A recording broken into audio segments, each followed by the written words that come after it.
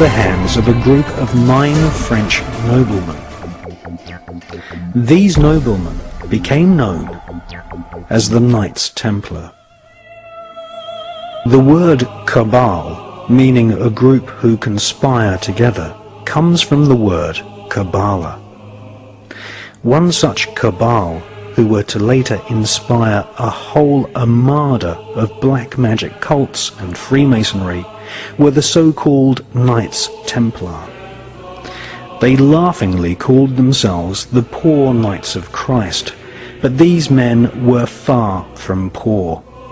They deliberately styled themselves as monks so that they could go about their Luciferian Kabbalistic studies and conduct business without being taxed nor arouse suspicion from the Vatican.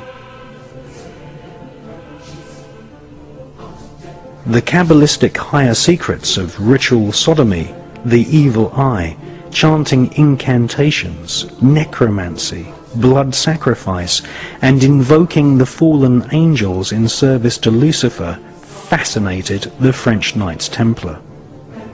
They realized that the Kabbalah originated in Palestine, and once they had realized that the Kabbalah was the key to untold spiritual magical power, they cunningly planned a bloody crusade to Palestine in order to search for more Kabbalistic and magical artifacts.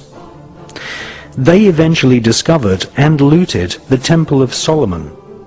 Solomon was a biblical magician king who is accredited with inspiring large parts of the corpus of works we now know as the Kabbalah.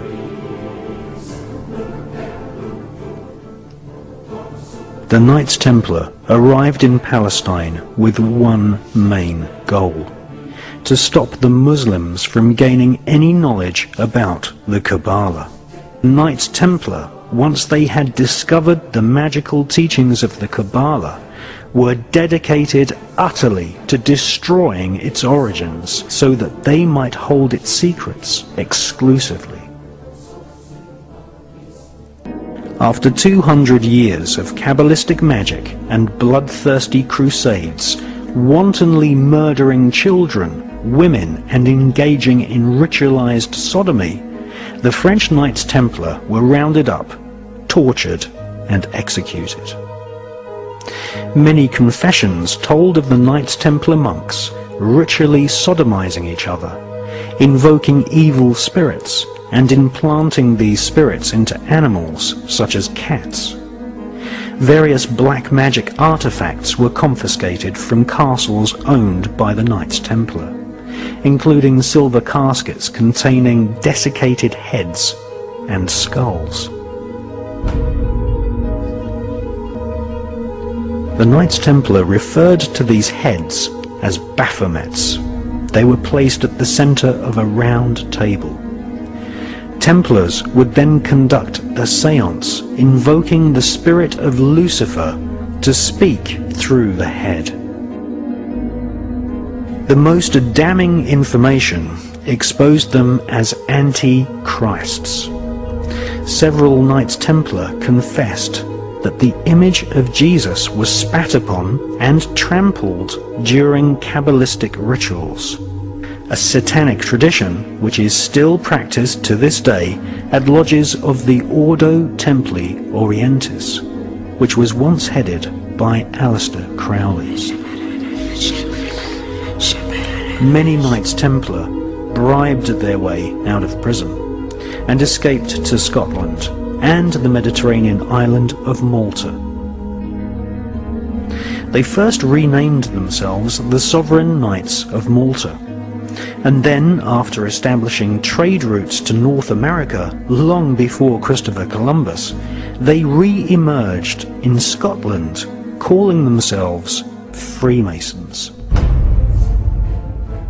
All versions of Freemasonry, Rosicrucianism, the Skull and Bones, the Palladian Rite of Freemasonry, Co-Masonry, Scottish Rite Masonry, the Ku Klux Klan, and Crowley's Ordo Templi Orientis are derived from the original Kabbalistic rituals of the Knights Templar.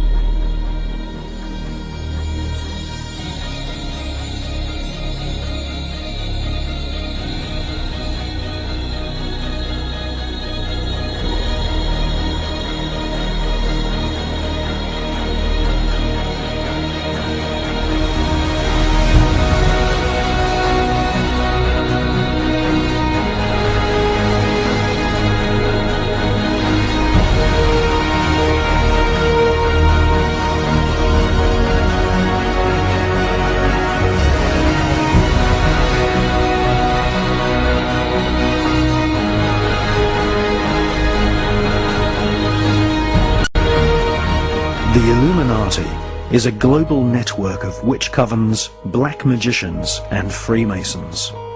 They use a secret code of numbers and words to communicate the plan to one another. They hold rituals right in the heart of the British Parliament and Washington, D.C.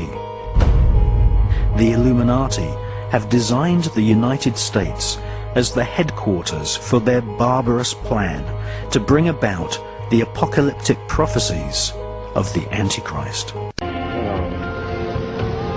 Don't have a lot to respond except the fact that I am past master of my lodge and a Freemason, and I'm very proud of the fact. And I think it's interesting to listen to a debate that says that points toward Freemasonry as an occult when 36 of the 50 signers of the Declaration of Independence, all of the generals in Washington's army, and everyone who's participated in the Revolutionary War were basically Freemasons.